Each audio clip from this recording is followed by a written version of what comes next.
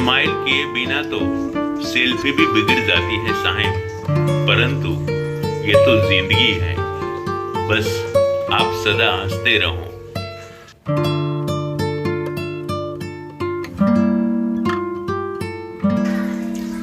आका, हमें सिर्फ वहीं पर दिखाना चाहिए जहां पर हमारे शब्द के भावनाओं की कद्र हो।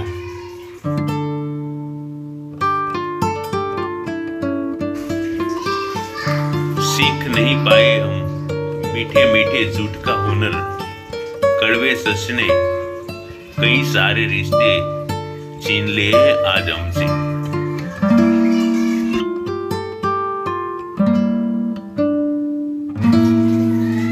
मेरे प्यारे दोस्तों, आप हमेशा खुश रहें। गुड मॉर्निंग, जय श्री कृष्ण।